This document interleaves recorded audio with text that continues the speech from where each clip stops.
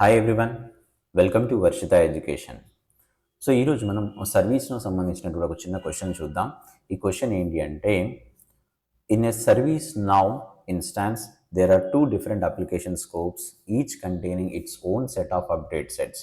It is possible to merge the update sets from these application scopes and move them to the global application scope. If yes, explain the steps involved. If no, explain why it is not possible and provide the alternative approaches to achieve the same result అన్నారు. So అసలు క్వశ్చన్ను బాగా అర్థం చేసుకుందాం. So first ఏంటంటే, ఈ question అనేటువంటిది మన student ఒకరు అడగడం జరిగింది. ఎందుకు అడిగారంటే, రీజన్ ఏంటి అంటే, వాళ్ళు ఇంటర్వ్యూలో అడిగారట. ఆ క్వశ్చన్ కోసం ఏంటంటే, సార్ నాకు ఈ ఆన్సర్ ఏంటంటే చెప్పండి అని అడగడం జరిగింది. సో మన అందరికీ అవసరం అవుతుంది కాబట్టి, సో మీ అందరికీ తెలియాలనే ఉద్దేశంతోనే నేను ఈ వీడియో చేయడం జరుగుతుంది. సో ఏంటంటే, నేను ఈ క్వశ్చన్ అర్థం చేపిస్తాను. తర్వాత మీకు ఏ విధంగా పాసిబుల్ అవుతుందా లేదా అనేటువంటిది కూడా మీకు క్లారిటీ ఇస్తాను. ఇక్కడ ఒక ఇన్స్టాన్స్ లోపల అప్లికేషన్ స్కోప్స్ అనేటువంటిది మల్టిపుల్గా ఉంటాయి కదా. సో అప్లికేషన్స్ అనేటువంటిది మల్టిపుల్గా ఉంటాయి కాబట్టి, ఈ మల్టిపుల్గా ఉండేటువంటి అప్లికేషన్స్లో ఒక్కొక్క అప్లికేషన్లో కొన్ని అప్డేట్ సెట్స్ అనేటువంటి క్రియేట్ అయ్యాయి అనుకుందాం. ఫర్ ఎగ్జాంపుల్, నేను ఒక అప్లికేషన్ ఉంది. సో ఏదైనా అడ్మిన్ అనేటువంటి ఒక అప్లికేషన్ ఉంది అనుకుందాం. జస్ట్ లైక్ ఎగ్జాంపుల్గా చెప్తున్నాను. దానిలో ఒక అప్డేట్ సెట్ అనేటువంటి క్రియేట్ చేయబడింది. దానిలో ఇంకొక అప్డేట్ సెట్ అనేటువంటిది క్రియేట్ చేయబడింది. అయితే ఈ రెండింటిని కూడా నేను మెర్జ్ చేయొచ్చా? సో ఒకవేళ కనుక నేను మెర్జ్ చేయకపోతే, ఒకవేళ ఇప్పుడు సపోజ్ నేను మెర్జ్ చేయాలనుకోండి. సో మెర్జ్ చేయాలి అంటే, సో నేను గ్లోబల్ అనేటువంటి అప్లికేషన్ స్కోప్ లోపల మెర్జ్ చేస్తున్నాను అనుకోండి. సో పాసిబుల్ అవుతుందా? మెర్జ్ చేయడం పాసిబుల్ అవుతుందా?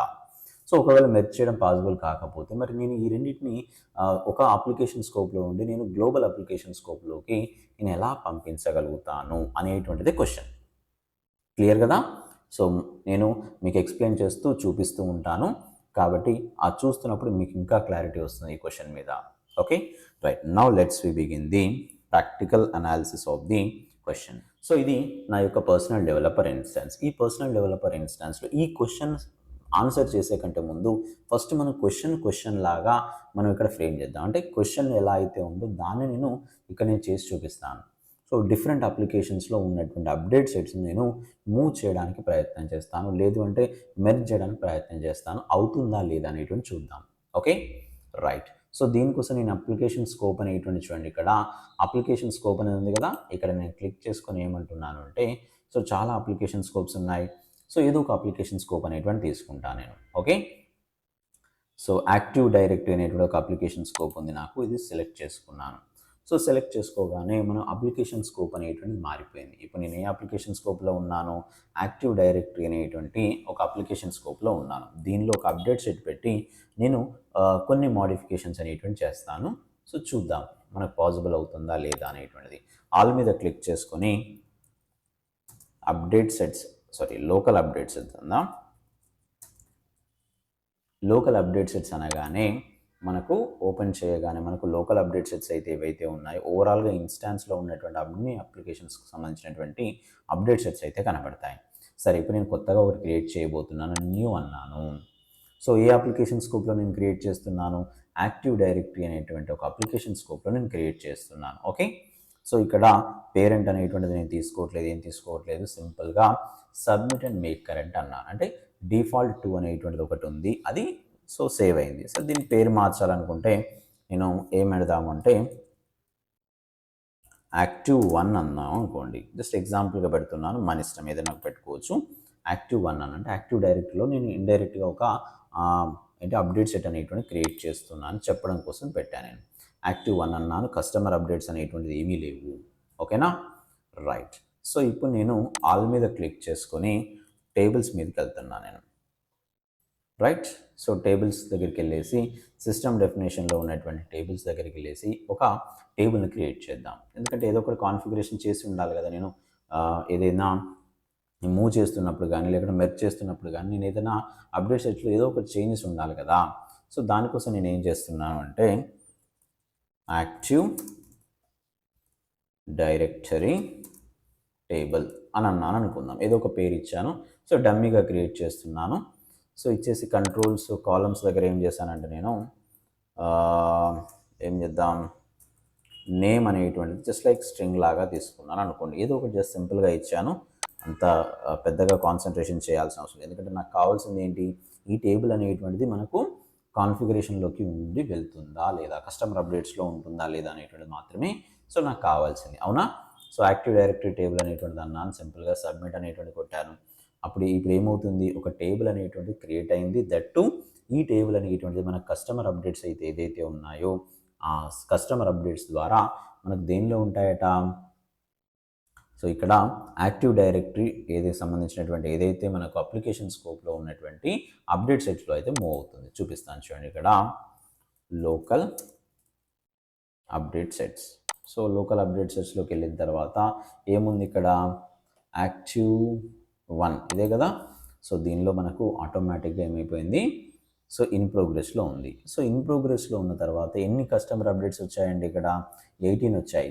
సో అంటే అర్థం ఏంటంటే ఈ యొక్క అప్లికేషన్ లోపల మనకు టేబుల్ అనేటువంటి క్రియేట్ చేయడంతో, యాక్టివ్ డైరెక్టరీ టేబుల్ అని క్రియేట్ చేయడంతో ఆటోమేటిక్గా బై డిఫాల్ట్గా ఇన్ని రకాల సో సపోర్టింగ్ కస్టమర్ అప్డేట్స్ అయితే వచ్చాయట. సరే ఓకే, ఇక్కడ వరకు మనకు బాగానే ఉంది, ఇది ఓకే. సో ఇది నేను చేస్తున్నాను ఇక్కడ అంటే కంప్లీట్ చేసేస్తున్నాను. సో కంప్లీట్ పెట్టేసి సింపుల్గా సేవ్ చేశాను అనుకోండి, దట్స్ ఫైన్.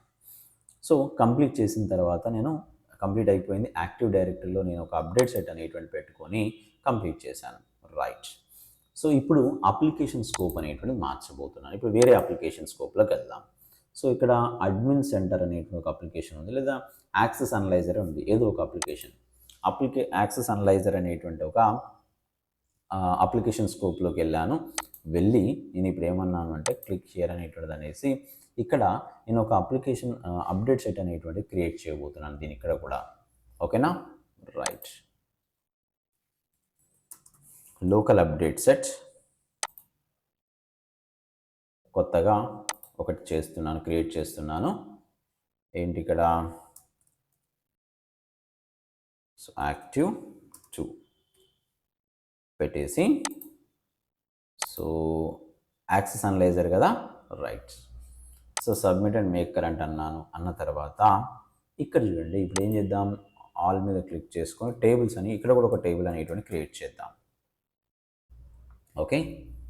సో సిస్టమ్ డెఫినేషన్లో ఉన్నటువంటి టేబుల్స్ మీదకి వెళ్ళిపోయి ఇక్కడ కొత్తగా ఒక టేబుల్ను కొత్తగా క్రియేట్ చేయబోతున్నా నేను. సో ఏంటి ఇక్కడ, యాక్సెస్ టేబుల్ అన్నాను అనుకోండి, జస్ట్ ఎగ్జాంపుల్గా చెప్తున్నాను. సో ఏదో ఒకటి తీసుకున్నాను. సో కాలం లేబుల్ వచ్చేసి ఏంటంటే నెంబర్ అని తీసుకున్నాను, స్ట్రింగ్ టైప్ అనేటువంటి తీసుకుందాం అంతే. సో ఈ విధంగా తీసేసుకొని ఇప్పుడు ఏం చేద్దాము అంటే సింపుల్గా సబ్మిట్ అనేటువంటి కొట్టాను. అంటే ఏంటి, ఇక్కడ యాక్సెస్ టేబుల్ అనేటువంటిది కూడా ఒకటి క్రియేట్ అయిపోయింది. రైట్. సో మళ్ళీ కస్టమర్ అప్డేట్స్లోకి వెళ్ళి చెక్ చేద్దాం మనం, అంటే లోకల్ అప్డేట్ సెట్స్ లోపల. సో నిజంగానే మనం ఏదైతే టేబుల్ క్రియేట్ చేసుకున్నామో యాక్టివ్ 2లో వచ్చిందా? Okay, right. సో ఇక్కడ ఏమొచ్చేసింది, టేబుల్ అనేటువంటి క్రియేట్ అయింది, 18 కస్టమర్ అప్డేట్స్ అనేటువంటిది వచ్చాయి. రైట్, ఓకే, ఇక్కడ వరకు బాగానే ఉంది. దీన్ని కూడా నేను ఏం చేస్తున్నాను, కంప్లీట్. ఎప్పుడైనా కంప్లీట్ లేకుండా అప్డేట్ సెట్ని అయితే ఏంటి మెర్జ్ చేయడం కావచ్చు, లేదు అంటే మూవ్ చేయడం కావచ్చు, మనం ఏది చేయలేము. సో ఇక్కడ సింపుల్గా నేను కంప్లీట్ అని చేసేసి ఏంటంటే సేవ్ చేశాను. సేవ్ చేసిన తర్వాత ఇప్పుడు నా కాన్సెప్ట్ ఏంటంటే నేను ఈ రెండింటిని కూడా ఏం చేయాలనుకుంటున్నాను, సో మెర్జ్ చేద్దాం అనుకున్నాను. సో చూద్దాం ఒక్కసారి నా అప్లికేషన్ స్కోప్ అనేటువంటిది ఏం చేస్తున్నాను, గ్లోబల్లోకి వెళ్ళాను మళ్ళీ. సో గ్లోబల్లోకి వెళ్ళేసి ఇక్కడ ఇప్పుడు నేను ఏం చేయబోతున్నాను అంటే కంప్లీట్ అయినటువంటి ఏంటండి ఇక్కడ, సో ఇది కదా, ఇది చూడండి ఇక్కడ. సో కంప్లీట్ అయినటువంటి వాటిని షో మ్యాచింగ్ అన్నాను. ఇక్కడ కంప్లీట్ అయిన వాటిలలో యాక్టివ్ 1 యాక్టివ్ 2 కదా. సో ఇప్పుడు నేను చూపిస్తాను చూడండి, ఇక్కడ యాక్టివ్ అనేటువంటి వాటిని ఫిల్టర్ చేసుకొని ఈ రెండింటిని కూడా మెర్జ్ చేయాలనుకుంటున్నాను. ఓకేనా? సో మెర్జ్ చేద్దాం. సో మరి మెర్జ్ అవుతాయి ఎందుకు, అదొకటి యాక్టివ్ డైరెక్టరీలో ఉంది, ఇక్కడ యాక్సెస్ అనలైజర్లో ఉంది. మనం ఇప్పుడు ఎక్కడ ఉన్నాం, గ్లోబల్ అప్లికేషన్ స్కోప్లో ఉన్నాం. సో మెర్జ్ అప్డేట్ సెట్స్ అన్నాను. సో అనగానే మళ్ళీ మనం ఇక్కడ ఒక మెర్జ్ అప్డేట్ సెట్ సంబంధించినటువంటిది వచ్చింది. దీనిలో మళ్ళీ మనకి ఇక్కడ ఏంటంటే ఫిల్టర్ చేద్దాం, యాక్టివ్ అనేటువంటిది మనం ఫిల్టర్ చేసుకొని సో ఈ రెండింటిని మనం మెర్జ్ చేయబోతున్నాం. సరే, ఏమన్నాను ఇక్కడ అంటే యాక్టివ్ మెర్జ్డ్ అప్డేట్స్ అన్నాను అనుకోండి. సో అనేసి సింపుల్గా నేను మెర్జ్ అంటే ఏమవుతుందో చూద్దాం. సో మెర్జ్ అనగానే మనకు అప్లికేషన్ స్కోప్ అనేటువంటిది వేరువేరుగా ఉన్నాయి. ఇప్పుడు నేను ఓకే మీద క్లిక్ చేయగానే ఒక్కసారి చూడండి ఏమని వచ్చింది, మెర్జింగ్ అప్డేట్ సెట్స్ అనేటువంటిది ఫెయిల్ అయిపోయింది. రీజన్ ఏంటి, all update sets being merged must be in the current scope. ఒకటే ఒక అప్లికేషన్ స్కోప్లో ఉన్నప్పుడు మాత్రమే మెర్జ్ చేయడానికి పాసిబుల్ అవుతుంది.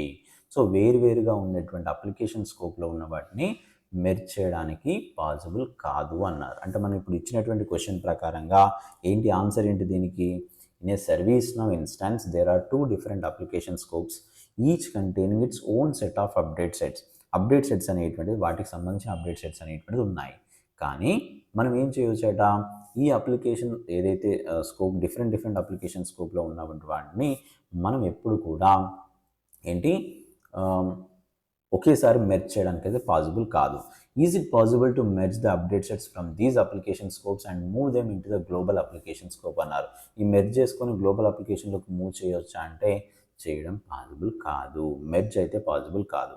సో మరి ఎలా, మరి ఇక్కడ మెర్జ్ చేయడం పాసిబుల్ కాదు అనుకున్నప్పుడు మరి ఎలా, మరి పరిస్థితి ఏంటి, మెర్జ్ చేయడం పాసిబుల్ కాదంటున్నారు అంటే ఫస్ట్ దీన్ని ఏం చేసుకోవాలి అంటే మనం డౌన్లోడ్ చేసేసుకొని, సో ఇఫ్ ఎస్ ఎక్స్ప్లెయిన్ ద స్టెప్స్ ఇన్వాల్వ్ అన్నారు. సో ఆఫ్కోర్స్ ఇది నో అనేటువంటిది చెప్పుకోవాలి. ఎందుకు, సో మెర్జ్ చేయడం పాసిబుల్ అవుతుంది అంటే దానికి ఎక్స్ప్లెనేషన్ ఇవ్వమన్నారు.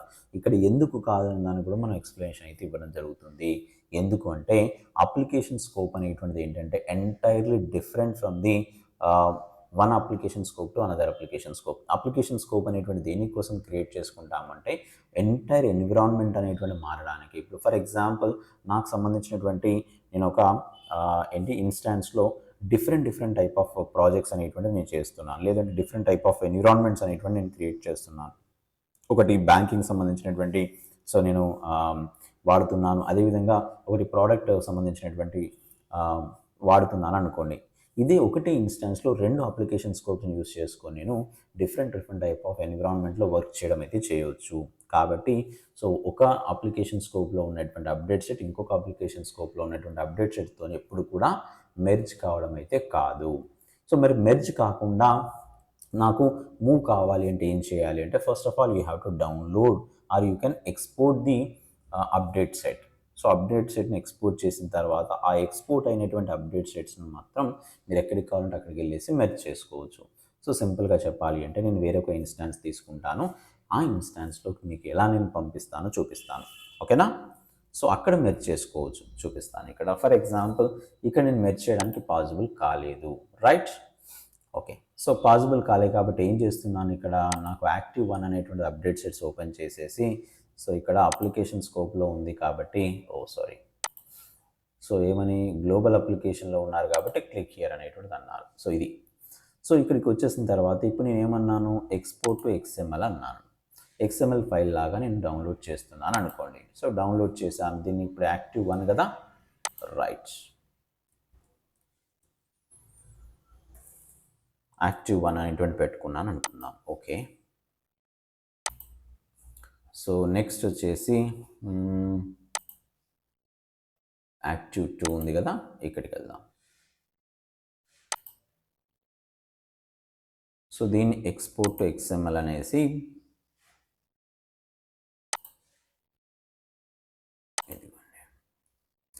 సో యాక్టివ్ 2 అంతే. సో ఈ విధంగా యాక్టివ్ 1 అనేటువంటిది యాక్టివ్ 2 అనేటువంటి రెండింటిని కూడా నేను తీసుకున్నాను. 2 తీసుకున్న తర్వాత ఇక్కడ నేను ఏం చేస్తున్నానంటే వేరొక అప్లికేషన్ స్కోప్లో కానీ లేదంటే వేరొక దానిలోకి పంపిద్దాం. ఎందుకంటే దీనిలోనే అన్నీ ఉన్నాయి కాబట్టి ఆ కన్ఫ్యూజన్లో ఉంటాం. లేదంటే అప్డేట్ సెట్ అనేటువంటి తీసేద్దాం దీనిలోనే, లోకల్ అప్డేట్ సెట్స్. సో జనరల్గా అప్డేట్ సెట్స్ అనేటువంటి రిలీజ్ చేయకూడదు. సో బట్ ఇక్కడ మనకు మళ్ళీ మనం తెచ్చుకోవాలి కాబట్టి తీసేస్తున్నాను, ఓకేనా. సో రెండింటిని కూడా ఈ యొక్క అప్డేట్ సెట్స్ అనేటువంటి వాటిని తీసేస్తున్నాను. జనరల్గా అయితే తీయకూడదు, ఆటోమేటిక్గా డిలీట్ అనేటువంటి లేదు, ఆప్షన్ ఇవ్వలేదు మనకు. ఎందుకంటే దానిలో డేటా ఉన్నంత వరకు అది సో ఇవ్వదు, సో డెలీషన్ అయితే ఉండదు. అయితే ఒక పని చేద్దాం, దీన్ని ఏం చేద్దాము అంటే రైట్. సో ఇక్కడ మనం ఆల్ అనే దాని మీద క్లిక్ చేసుకొని రిట్రైవ్డ్ అప్డేట్ సెట్స్ అనేటువంటిది సో సెలెక్ట్ చేసుకున్నాం అనుకోండి. సో ఇక్కడ నేనేం చేస్తున్నాను, import update set from XML అన్నాను. సో చూస్ ఫైల్ అనేసి ఏముంది ఇక్కడ యాక్టివ్1 అనేటువంటిది ఉంది, అప్లోడ్ చేశాను. సో యాక్టివ్ డైరెక్టరీ అప్లికేషన్లోకి వచ్చేసింది, రైట్. ఇంపోర్ట్ ఎక్స్ఎంఎల్ ఫ్రమ్ ఇది అన్నాను. సో నెక్స్ట్ వచ్చేసి ఏంటి, యాక్టివ్2 అన్నాను, అప్లోడ్ అయిపోయింది. సో యాక్టివ్1 యాక్టివ్ డైరెక్టరీలో ఉంది అప్లికేషన్ స్కోప్ ఇది. సో దీని ఇప్పుడు నేను ఏం చేస్తున్నాను అంటే ప్రివ్యూ అప్డేట్ సెట్ కొట్టేసి నాకు ఆ అప్డేట్ సెట్ని మూవ్ చేయబోతున్నాను, right. Okay, so commit update set అన్నారనుకోండి, పర్ఫెక్ట్గా కమిట్ అయిపోతుంది.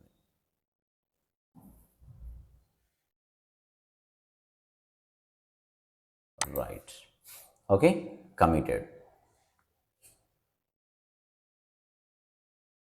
రైట్, సో ఇంకొక అప్డేట్ సెట్ ఏముంది, యాక్టివ్2.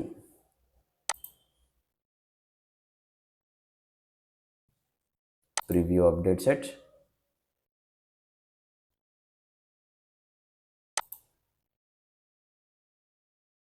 commit update set,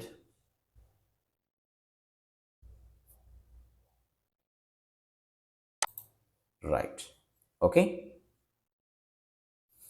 సో ఇలా ఇప్పుడు నాకు ఏమొచ్చింది, యాక్టివ్1 యాక్టివ్2 అనేటువంటి రెండు కూడా రావడం అయితే జరిగింది. ఓకేనా, ఒకసారి లోకల్ అప్డేట్ సెట్లోకి వెళ్దాం.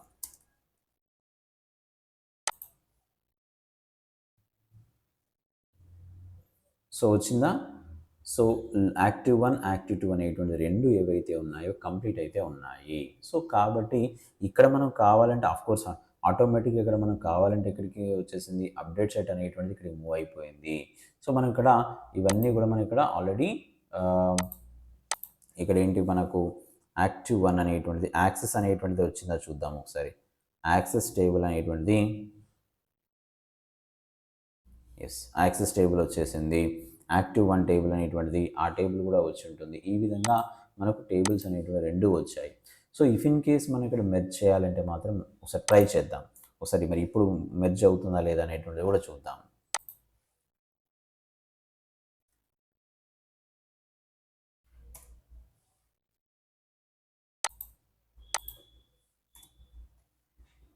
రైట్, సో ఇక్కడ ఏమిద్దాం,